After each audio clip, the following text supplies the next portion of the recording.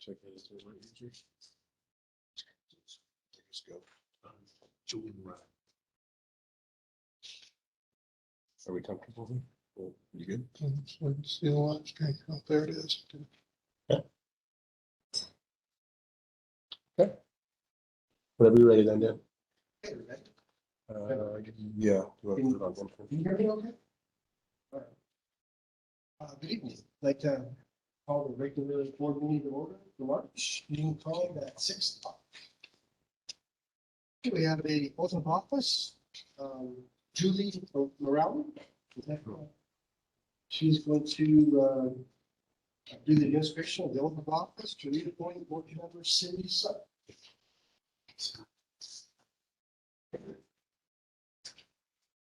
Good honors.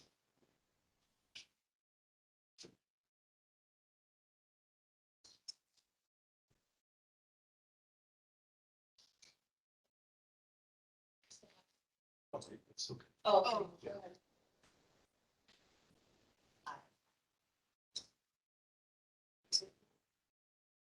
Sutter, do you solemnly swear or affirm that you will support the Constitution of the United States and the state of the Constitution of the state of Ohio, and that you will faithfully and impartially discharge your duties as a member of the Circuit Board of Developmental Disabilities to the best of your ability and in accordance with the laws, the rules, and the regulations of the board now in effect and hereinafter to be enacted during the continuance in said office and until your successor is appointed? If so, the answer is I do. Cindy Sutter, I thank you for your commitment to the Stark County community, and I hereby rename you to the Board of Developmental Disabilities. Congratulations, and I thank you for continued service.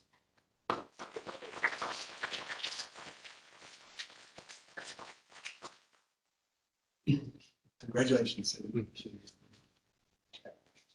All right, we'll move to in memoriam, extend our sincere condolences to the families of the following people who passed away since our last meeting.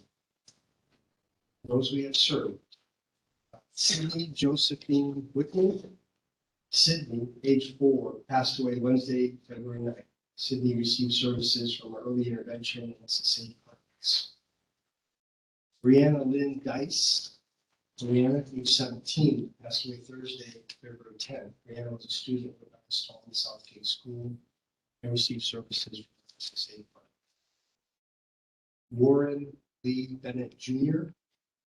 Lee, age 46, passed away Sunday, February 13th. He received services from the SSA. Chelsea Nay Deal. Chelsea, age 25, passed away Sunday, February 20th. Chelsea graduated from Rebecca Stallman Southgate School and received services from the SSA. Daryl T. Terrell.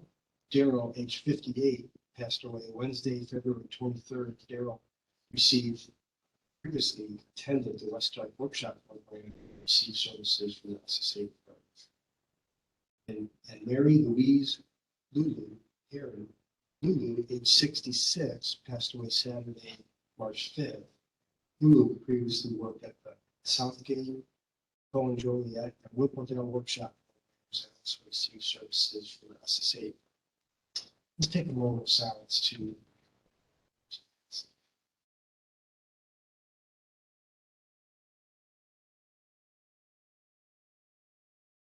okay, thank you. We didn't do a roll call. I'm sorry. Thank you. Okay, roll call. Jim Anderson. Present. Dr. Falvole. Here. Maria Hickey. Here. Jennifer Loth. Present. Carly Smith. Here. Cindy Sutter. Here. And Dan Sutter here.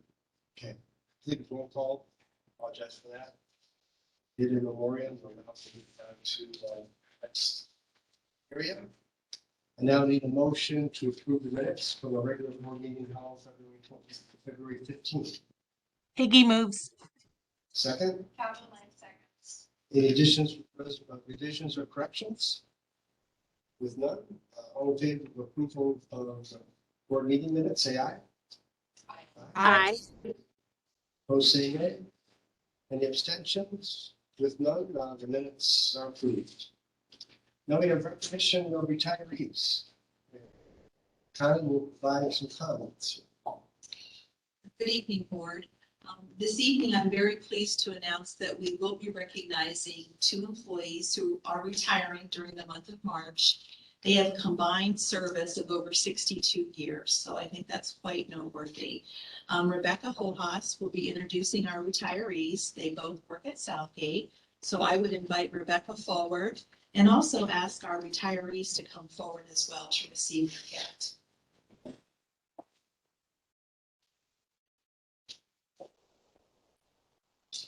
Good evening. Hello. I do think it's a testament to the board that you have 2 retiring employees that are still extremely passionate about their positions and still doing an amazing job with our individuals. So first, I'd like to introduce Daniel Lewitsky, better known as Danny in our building. He is a privilege to recognize Danny for his 30 years of service with the board. He began as a substitute before moving to the workshops, and most recently he has served as an intervention specialist assistant at Southgate School. Danny is an incredible advocate for the individuals he serves. He truly believes wholeheartedly in their ability to succeed and to be as independent as they can possibly be. And this is reflected in every one of the small gestures he makes every day, like creating a special toy for a student who needs help with their grasp, or bringing in a whole bag of apples to share with a student who loves them.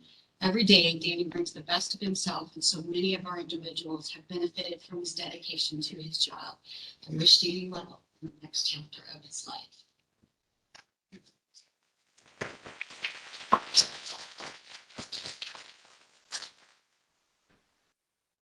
So also privileged to introduce Linda Ward. Linda also has over 30 years of service with the board, starting in the workshops and then moving to Southgate as an intervention specialist assistant. She's worked with almost every age group in our building, and she loves any place that she's assigned. She's patient and kind and believes in all our students. And it is evidence that she truly has loved her work, because she absolutely lights up when she enters the classroom, even when she is just visiting. So many of our students have made progress with her consistent support, and has been a valued member of the Southgate team, and she will definitely be missed. I wish you all the luck, Linda, and hope you enjoy many years of retirement.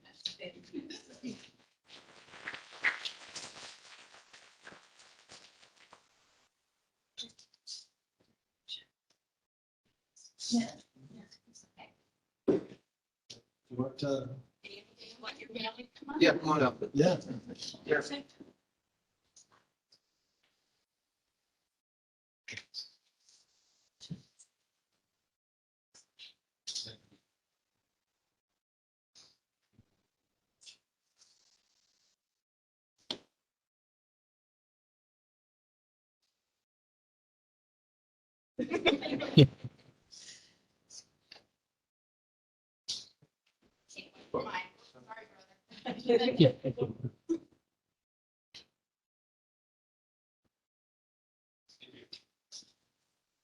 Okay.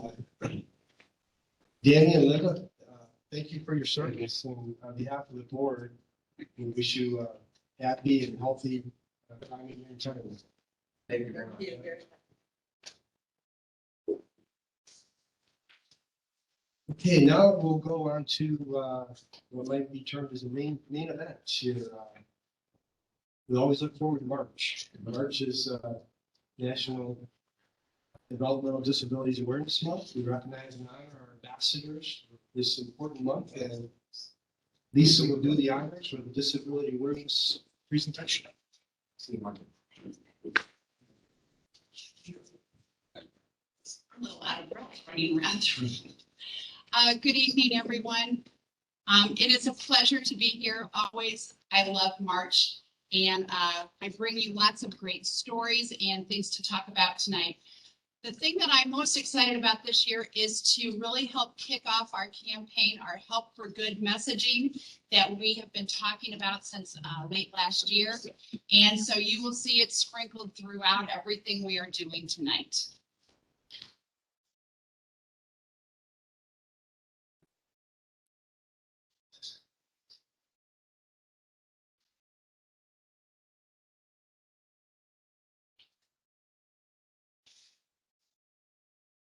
Try it again, Lisa. Sorry about that. Thank you. So we kicked off the month with Superintendent Green. He wrote a very excellent editorial that was printed in the Canton Repository on February 27th. And as we said, we couldn't have gotten better placement and graphics. It really stood out. And our message, we are partners, we are collaborators, we are facilitators, we are help for good, we are Stark DD. That could not have been a better message to kick off Awareness Month. So we were very grateful for the Canton Repository running our message and Superintendent Green for penning such an excellent editorial. Next, March 2nd was the State Advocacy Day down in Columbus. This year, they did have some people that could come in person. They had limited reservations. They also offered it hybrid with a virtual meeting. So we were very excited. We had a watch party here out on the contract floor, and we had 40 self-advocates come for our watch party. We had breakfast snack items, coffee, and we tuned in virtually and listened to the opening remarks. During that time, it was great too, because we also did a mini lesson on getting to know who your state legislators are, and they all left with the map of who's who and contact and mailing information for their state legislators. So hopefully it was a good morning, and they enjoyed joining with the other self-advocates. On March 7th was Inclusion Day, and it was Wear Red. And so this is becoming, I was in a conversation this week, across the state, we are seeing PR professionals for the county boards trying to join in and create an Inclusion Day. And so we joined in with Summit DD this year, and we had staff, individuals, providers sending me pictures of people wearing orange. There was lots of community participation. In the upper left-hand corner was the North Canton library staff. And so the other neat thing was the Akron Zoo was a community partner. And if you wore orange over the weekend of the 5th, 6th, you got in free to the zoo. So they had a huge turnout. If you remember, the weather was outstanding that weekend. So they had a great time. So we really loved doing that. We had another self-advocacy meeting on March 17th. This is part of our monthly programming that we're calling Be the Good Self-Advocacy Program. And we had over 100 advocates that we hosted at a church down the road, because the contract floor is still under some minor construction. And so we had a meeting on remote supports and the importance of everything technology. They had a great time. They had a great conversation. We had representatives from a remote support vendor, as well as some from Columbus coming up and walking around and chatting with the advocates. So it was a great meeting. Just yesterday was World Down Syndrome Awareness Day. And so it was plea to get out your crazy socks and send me your pictures. And I was up till 10 o'clock posting crazy sock pictures so everybody could see, because we had a lot come in. So very appreciative that we could join in the messaging and be a part of that Awareness Day. The next thing that we did, and I've got the book back here if you want to see it at the end of the meeting. A couple of years ago when we sold t-shirts, we raised money. And so we took the money from staffs, families, individuals that bought these t-shirts, and we were able to buy this book this year. We bought 177 books, and we donated them to every single first grade teacher in Stark County. And inside there was not only a label that said, "This is donated to you in honor of Disability Awareness Month," but there was also a letter to the educator explaining about DD Awareness Month and about the messaging in this book. Then we had another idea, and Superintendent Green did story time. And so it's up on YouTube, and it is going out tomorrow and on social media, and otherwise I can send you the link. And Superintendent Green is reading Strictly No Elephants. So it's a great bedtime story, a great message though for everybody about inclusion in our community. So I hope you get a chance to watch. We want lots of views.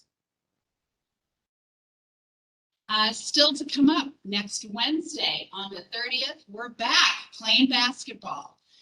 We did not get to play for 2 years, and so we have our second annual unified basketball game at Walsh University. It is a Wednesday evening, doors open at 5 o'clock. We are having 4 teams of unified players. So on each team, there will be 5 Special Olympians and 5 Stark DD staff from across the programs. And we will have 2 games. In between the games, we're going to be tossing out t-shirts. We have yard signs that we're going to be handing out. So it's going to be a lot of fun. It's a free event. And I think both the staff and the Special Olympians have a great time getting out on the court together. Some other things that we have going on throughout the entire month. We have our 31 days of advocacy activities. And so that is sent out to families. So if they want different ways that they can either raise awareness with their child, with their family, with their neighbor, there's just some different simple free activities that they can do throughout the month. The other thing that we have is we have yard signs, our Help for Good. Those arrived and they are available in every Stark DD building for free. I gave out a whole bunch to the self-advocates at our meeting last week. They were very excited. So these are free. They're for our partners, our providers, our neighbors, our friends, just to help get the message out that Stark DD is truly Help for Good. The other thing that we managed to do this month that has been really neat is we have been able to say thank you to 54 employees that reached their service milestones during 2021. So we have up from, I think it was 40 years, I think was our one employee, all the way down to 5 years of service to the board. So these went out on social media. And what better way to raise awareness, but for the employees, the staff, the people that support all the people that we serve. So it was a big kudos to our staff that support them, and we were so appreciative to them. That's just a sample of the 50. Next, we have with our ambassadors, as I always do, I have 10 billboards that are scattered across the county. This is what they look like this year. So you're getting our quick peek of our ambassadors that you're getting ready to meet. It's always fun. I love seeing when the families go out and find their billboard and I get a picture of them back. So again, very colorful, and we love having our ambassadors out there and are so appreciative. So before we go on to the best part of the presentation, is just to remind you where you can read about all of our ambassadors. It's on our website. If you go to our stories, we now have over 65 stories of ambassadors that we have collected over the years since we've started doing this. So just a reminder, that's where you can find them. They will never go away. They are archived right there. So let's get started. Let's meet our ambassadors. So we're going to go in order of when they were presented throughout the month. So we're going to start with our ambassador from early intervention. And here to introduce him is Jen Masser. Are you right? And she is part of her Declan's early intervention team. In early intervention, we get the joy of experiencing many firsts with the families we serve and helping them through this to gain the strategies and skills necessary to achieve these milestones. We first met Declan when he was 2 months old, and his family was just starting on the journey of raising a child with extra needs and figuring out what impact his condition would have on his development. We had the joy of watching him learn to roll, develop control of his movements, use his vision, and develop an opinion. With the help of assistive technology and a little motivation from both his Pooh Bear and musical toy, he is learning to sit, stand, take steps, and play with his toys. He's a determined little boy with a very supportive family, and we look forward to supporting them through many more firsts in the 1.5 years before he transitions to preschool, including adjusting to being a big brother. We would like to thank Declan, Courtney, and Ryan for letting us share their story and the impact that Stark DD has had on their family.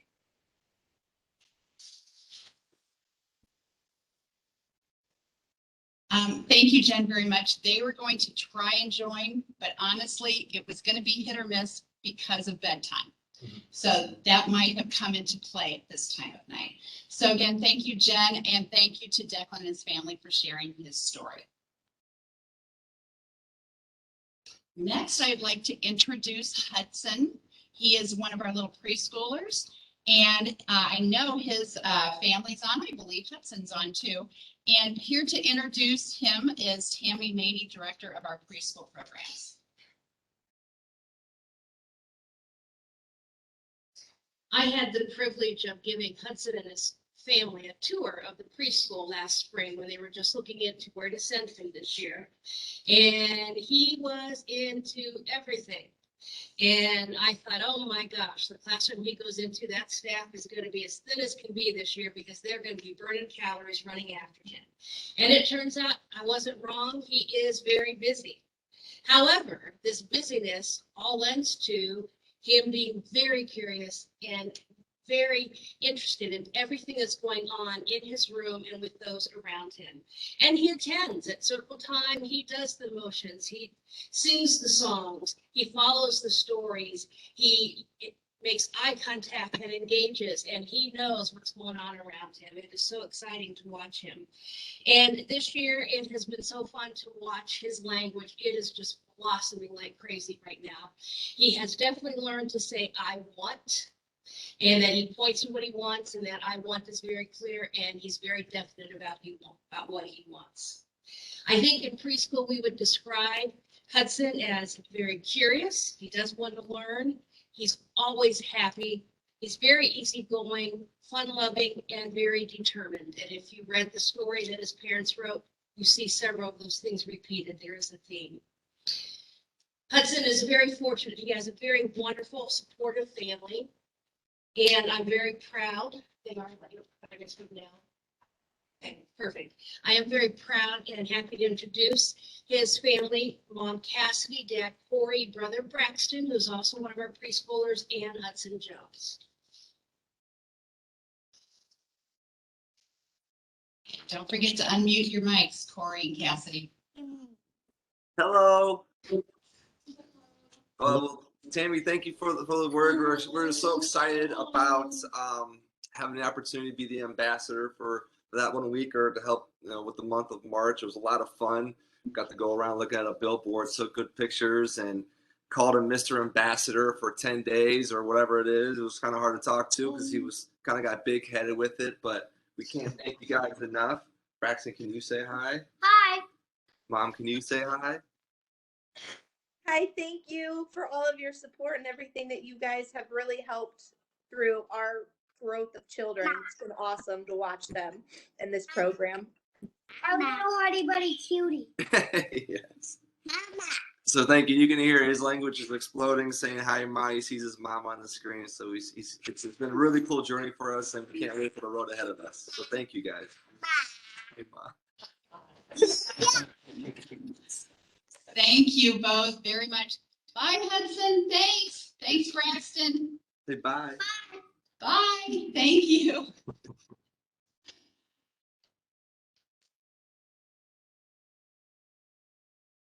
Oh, sorry.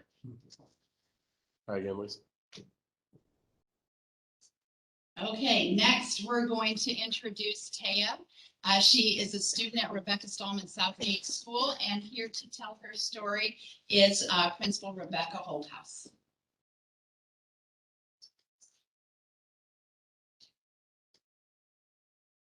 So when Lisa called me about an ambassador from Southgate, Taya was the first one that came to mind.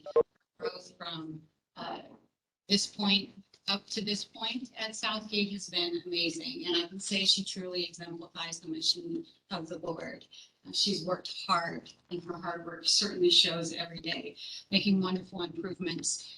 She's very, very engaged in her classes and loves learning. And she just shines in every situation. And I imagine she'll do the same as she moves to middle school next year. Taya loves her teachers and her classmates. She shows it with lots of hugs and high fives. She's thriving with a very structured schedule, and she gives more than 100% to every task she does throughout the day. She's become a pro at using her talker, and she has so much to say, and she's so excited to say it.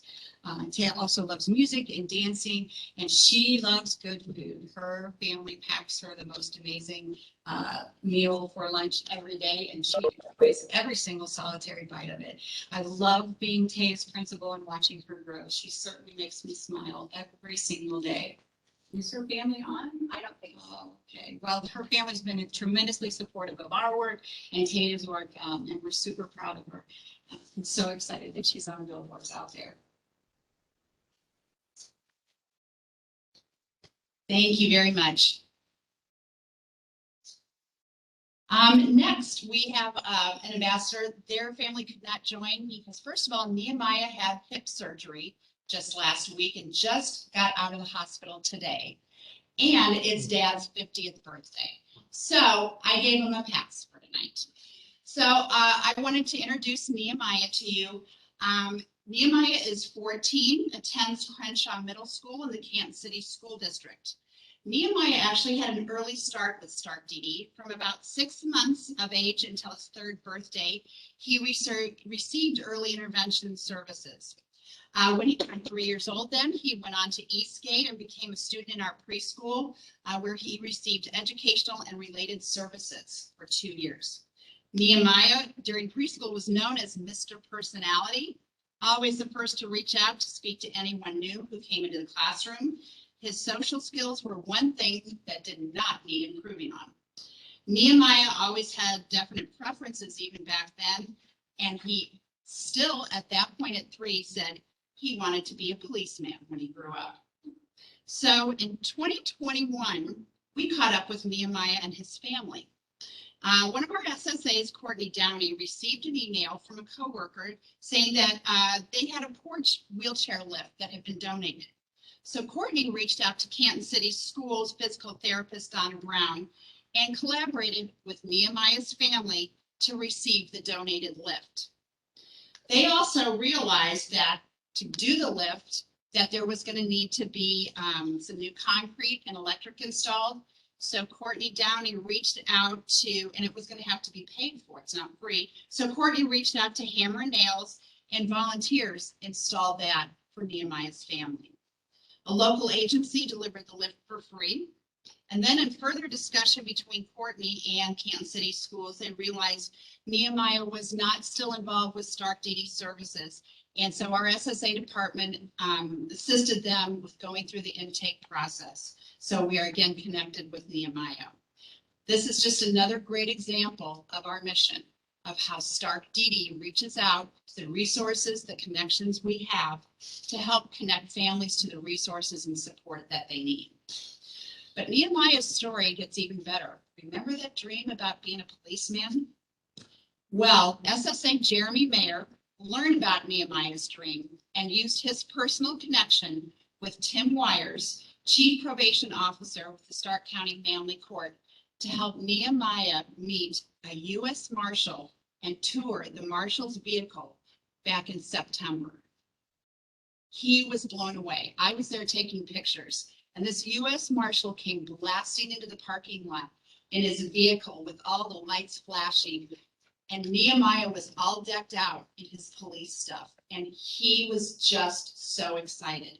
And as Tim Myers said, his excitement and passion showed through immediately. And from that moment on, I don't know if we could contain him.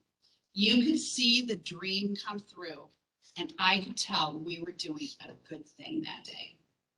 Again, we're help for good. We connect families with the support they need.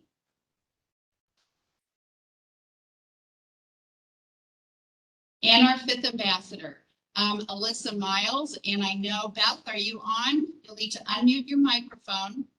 Yeah, we're here. Great, great. Beth and Alyssa are there. And so grateful. Can you say hi? I'm going to let Beth tell her story. Beth is very active in our community. She's the co-founder of Sharing Solutions and very active in the Arc of Ohio. And I think the Miles family has a very powerful story to share. Oh, hi. Hi, Alyssa's been really in the system since 3. She started with the skip program. When she was small, she had seizures and then all of her delays. At 25, she was diagnosed with a very rare genetic disorder that neither one of us carry. It started with Alyssa. It's called BPAN, and there's only like 50. No, there's got to be more than 50, maybe 500 in the world. And she was ambulatory until not even 2 years ago, and her disorder started. And so she is now in a wheelchair permanently. And her disease is progressive. She will get Parkinsonism and dementia. And thankfully, the Cleveland Clinic has been amazing. She was there today and she got her hair cut. Can you say hi? Okay. So, yes, like Lisa said, I've been with the Arc of Ohio for years and years. And then I was with Jody Broom, and I started Sharing Solutions, and we're an advocacy group that reaches out to other families. And every month we do meetings. And next month we're going to have Robert Fenn from Social Security speak. We're going to have Jennifer Lyle in May talking about the difference between guardianship, power of attorney, and she also does trusts. So yeah, the DD has been phenomenal with Alyssa. I am her provider and her guardian, but I'm with Ohio Shared Living. And the Stark County Board has been phenomenal. We've been very, very grateful for all the support. So thank you. Thank you, Makes Beth. me cry. Hang in there, Beth. You're doing a phenomenal job, and Stark County can't thank you enough for your advocacy for other families on our journey. Hi, Alyssa. Can you say hi? Oh, you should have seen her at the photo shoot. She Yeah. was great, wasn't she? Yeah, she was great. She was really good. Yeah, Thank she you got again. tired tonight. We went to Cleveland and got her hair cut, went to the Cleveland Clinic and got her pump upped. Okay. Well, thank you so much for joining us tonight, Beth, and thank you for sharing your family's story. It's a very important story for families to read about. So thank you again. Thanks to Henry. Sorry he couldn't be here. No, he's in a meeting. All right. Okay, thank you. Bye-bye. Bye. So with that, I'd like to wrap up our March presentation. Thank you very much for your undivided attention. Don't know if you have any questions, but thank you again for the board, because without you, this couldn't happen. So thank you very much. Thank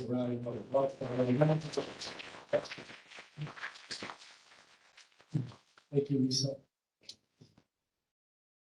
Always a lightning presentation. Okay. Move on at this time. Anyone for public speaks? Speaks. Move on to the president's report. So good evening again, and thank you again, Lisa, for the delightful disability awareness presentation. It's excellent. We are pleased to hear we had a bidder for the Eastgate parking lot, given increasing prices of oil and gas. It's not surprising that no one then bid on playground servicing. No doubt it's costing more given the inflationary pressures caused by oil as well as ongoing supply chain issues. Bid for the parking.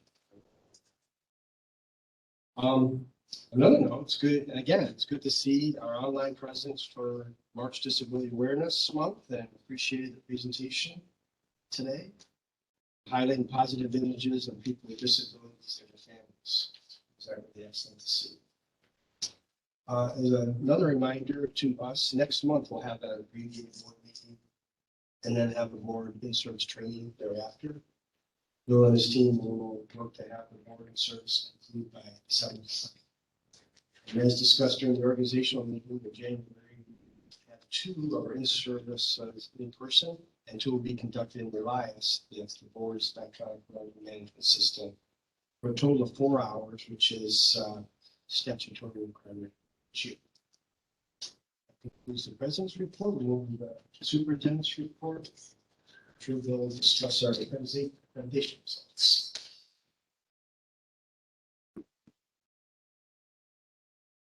Good evening. I hope each of you are well. This evening, I wanted to update you regarding our accreditation survey. So it was a mixed bag. So investigative services, early intervention, human resources, RNQA did absolutely phenomenal. There was no citations in any of their areas, and it just speaks to the leadership and follow-up that occurred. But we also did receive 7 citations in our SSA area. Unfortunately, you know, it's obviously not acceptable to not meet minimum standards, and we did not meet them in 7 different accounts. So we're following up. It's all hands on deck, and we know that we can't continue to do the same thing and get different results. So that is very, very clear. People are rallying and doing everything they can to be implementing our plan of correction. We'll actually be submitting that plan of correction later this week. So, but work is even going on as we speak to try to remedy some of the issues. But they're not easy fixes. They're process issues. There's some systemic issues that just sorely need addressed. Connie Bolton and myself held focus groups last week with SSAs, and we got a lot of really good feedback on what they would like to see in their involvement in the plan of correction, and also in regards to what steps can be taken so that they can do removing barriers from them to do their job better. And we're very candid and very honest and open, genuine and authentic. There were very good sessions. We actually sent out those issues and concerns presented today to all the department. Received even more feedback once we did that. So stay tuned. We'll be regularly updating you on the progress for our SSA department, and we expect to see, you know, ongoing progress and, you know, improved outcomes, specifically as they relate to assessment and how that assessment then becomes the plan in addressing a person's needs. So that's where we were hit really hard in multiple locations during that survey. So it's assessment, program planning, our 90-day reviews, making sure that they're observable and measured. So those are kind of the main topic areas that we cited on. So any questions in regards to the accreditation survey? Okay, if there's none, as mentioned in the weekly update, there's a proposal out there in regards to direct support professionals. Obviously, there are significant issues with recruitment and retention, and there is a proposal out there that is being considered.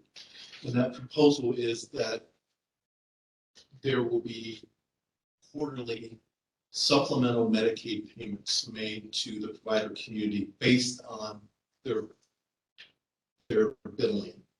So 6.5%. So the 6.5% number was reached because that equates to $1 per hour. So that is kind of the goal, to get $1 increase to every direct support professional in Ohio. But this is going to be county board funded, and it comes with a cost. And the cost to us would be $2 million and $2,040,000 per year. So that is one component of enriching direct support professionals' wages. There is also a 2023 2% increase that has been proposed as well. And I can tell you, if you combine the 6.5% with the 2 that was planned for 2023, it is unaffordable to us.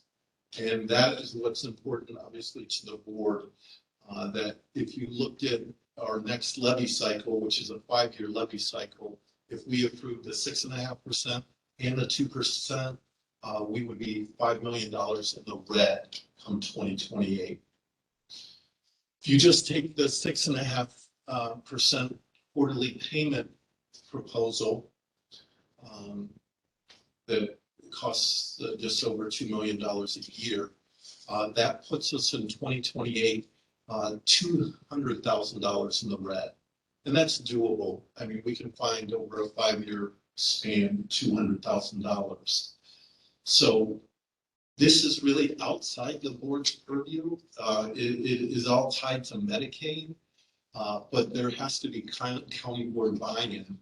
And so I have to make you aware of the costs and the benefits and also the ramifications of this proposal and it being accepted.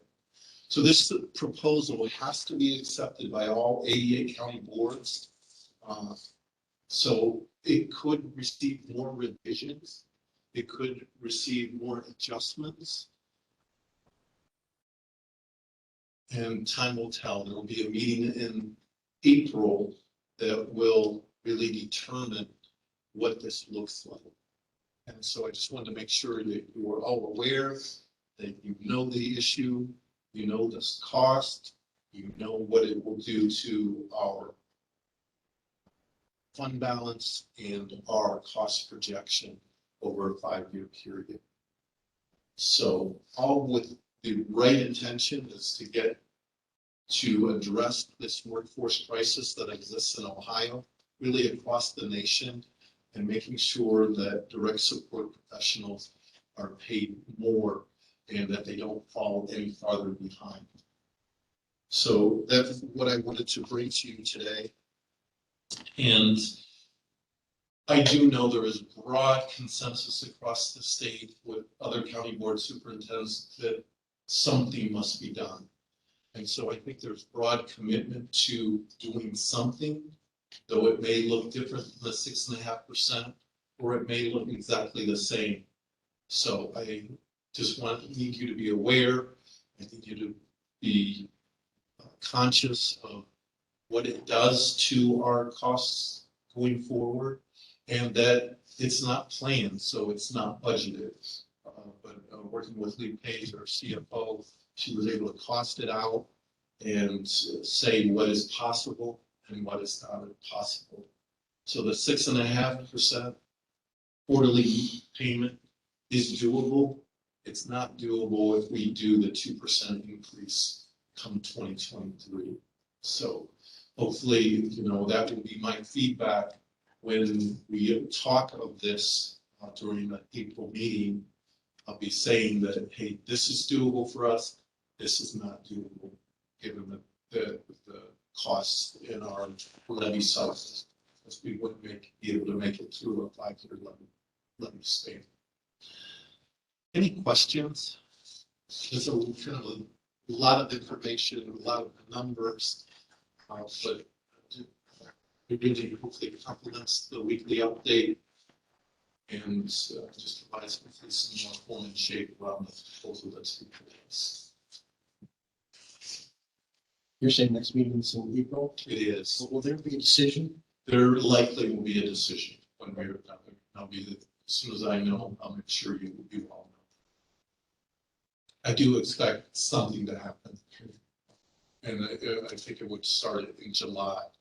The thing with these quarterly supplemental payments, there also is requirements of the provider. You have to opt into the program, and quarterly you have to provide an accounting of your revenue and expenses for the quarter. You have to outline all your direct support professionals and show that the supplemental payment is either increasing their wage, increasing benefits, or it has gone to training. So there is an accountability here to show that the money is going directly to direct support professionals. So that's a very, very positive thing here. And just in the last meeting with the county board superintendents, everyone liked that component, that there was accountability, that the money is really reaching the direct support professionals. With the goal of moving direct support professionals to near $15 an hour. And I think this would get them close. I think it gets us $14.76 as a statewide average. So that is very, very positive. So any questions? Okay, before I close, just want to share what is obvious and known. But we're proud and honored to be able to support the nearly 3,700 people here living in Stark County. We want to really just appreciate Lisa's presentation that highlights many of the people. So yeah, it's a privilege and an honor to be able to do that. If there are no more questions or any questions, this concludes the superintendent's. Okay, thank you.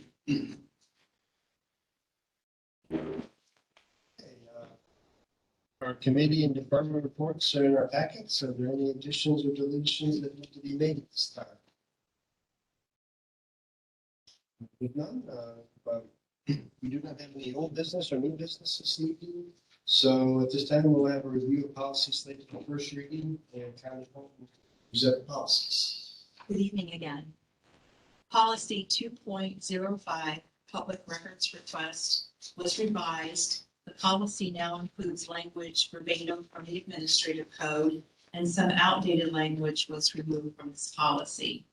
Policy 2.19, utilizing county tax dollars as a last resort.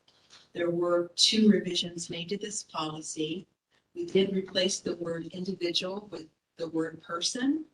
And also language was added that states people who have an assessed need as identified by the Ohio Assessment of Current and Immediate Need as a criteria for assistance to enroll on a Medicaid HCBS waiver. Policy 4.09, employee reasonable accommodation, was reviewed with no changes. And policy 6.05, IT email, was also reviewed with no changes. Thank you. Okay, thank you. Now move to resolutions. We have resolution starting with resolution 031122 approves the board expenditures for February 2022. Need a motion? Captain Langlers. Second? Anderson, second. All right, thank you. Got discussion. Good evening, everyone. During the month of February, we had 124,000 in local revenues, 243,000 in state, and 242,000 in federal, giving us total revenues of just about 610,000. We had 2 payrolls during the month of February of 1.2 million, total benefits paid of 185,000, and total other of 5.4 million, which includes a waiver match quarterly payment. Total expenditures of 6.78 million, and our expenditures exceeded our revenues by 6.2 million. Looking toward the bottom, you can see with the cash that was carried over from the end of 2021. And once we take into consideration and add back 2021 canceled purchase orders, outstanding prior year purchase orders, and reducing 2022 open purchase orders, we have our unencumbered cash at the end of February of 37.89 million, minus our 10 million in reserve, actual unencumbered cash of 27.89 million. Looking at our year-to-date budget versus actual, year-to-date revenues of 1.3 million, which is 2.7% of what we've expected to get during the year. Total expenses of 9.1 million, which is 16.2% of what we expect to spend. Our target at the end of February is about 16.7%. Over on the far right, our available budget at the end of February is 31.7 million, mostly made up of unencumbered waiver match funds as well as personnel. Looking at our prior year encumbrances carried from 21, we carried over 766,000 in purchase orders. We have paid 382,000 from those. Closed 28,000. So still at the end of February, we had about 355,000 remaining open. Now looking at resolution 03-1122, you can see our two payrolls there. Again, nothing to note out of either of those. And then our week-by-week breakdown of the non-payroll expenses, and obviously in that second week ending the 13th, we had our waiver match payment. If there are no questions, requesting approval of resolution 3-1122. Any questions? All in favor of the resolution, say aye. Aye. Aye. Opposed, say nay. Any abstentions? With none, February financials are approved. Into resolution 03-1222 approves the 22-23 program calendars. I need a motion. Higgy moves. Second. Thank you. Got to have discussion. Comment. So each year we do present the program calendars to you for your approval. The calendars are always reviewed by both of our unions who do provide feedback, and most of that feedback was accepted. We have our preschool calendars, which would include Eastgate and Taft, and our school age calendars, which would include Southgate and Avondale. These calendars do comply with student instructional hours required by the Ohio Department of Education and the days of work stated in our labor contracts, which is 184 days. Also, the required number of early intervention days are included in the calendar. That would be our administrative and EI calendar. The resolution also states that we do have the right to amend the calendars if something unforeseen were to happen, such as excessive bad weather days or even pandemic. We hope that doesn't happen again. Any questions? If it does, we have a comment. Any other questions? All in favor of the resolution, say aye. Aye. Aye. Opposed, say nay. Any abstentions? With none, the resolution is approved. Then moving to resolution 03-1322 approves an amendment to the table of organization to create SSA training position. I need a motion.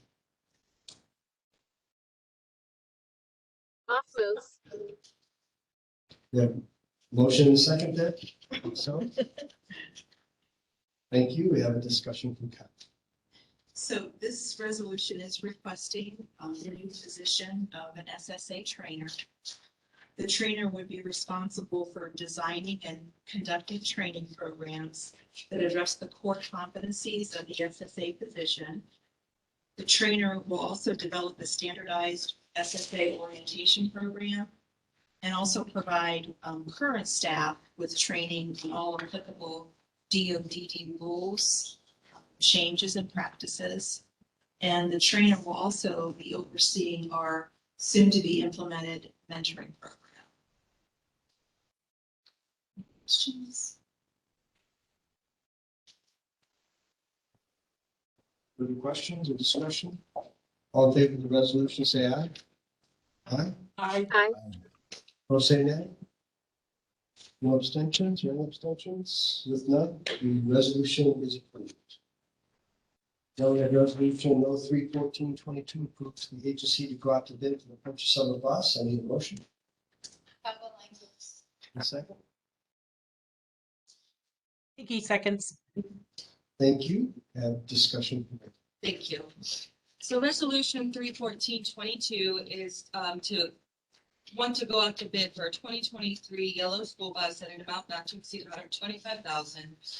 This amount was budgeted within our 2022 appropriations. So right now we maintain 33 yellow buses for preschool and school age. We continually try to get rid of the oldest buses off the road, the ones that cost, the most to maintain, and then replace them with these newer buses. So you can see the quantity of buses that we currently have and the years and the age and the current mileage.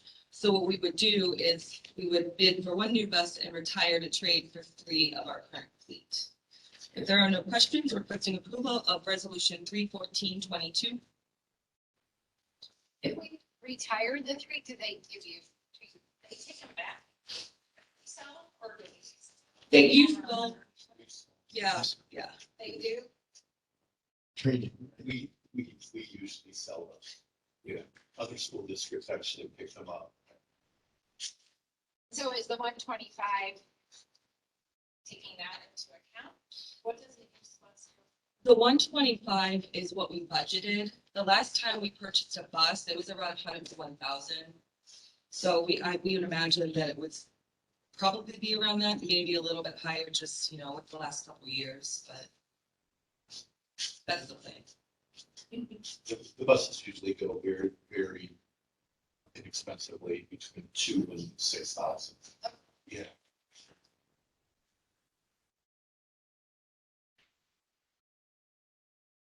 Okay. Any other discussion or questions? If none, all in favor of the resolution, say aye. Aye. Or say nay. Any abstentions? Resolution is approved. So moving down to second reading of board policies presented at the February board meeting. Will be presented. Policy 2.11, Code of Conduct, was reviewed with no changes. Policy 3.07, Transmittable Disease, there was one revision to replace the job title with an updated job title. Policy 4.40, Payroll, was reviewed with no changes. And policy 5.01, Early Intervention Program and Services, was revised. The revision was to reflect current Ohio Administrative Code rule language, which explains that young children learn best from familiar people and in familiar settings. And also language has been added that the services the board provides supports using the evidence-based early intervention model of coaching and teaming with parents and guardians. Okay, brings us to resolution 03-1522.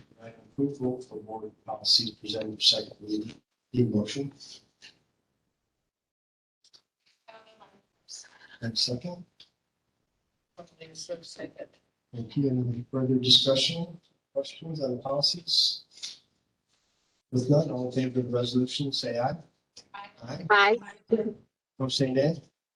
Any abstentions? With none, the board policies are approved. Okay, one last order of business. Need a motion to adjourn. Second?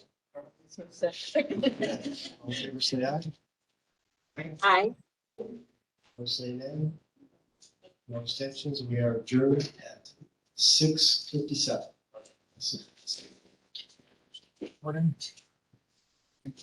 No.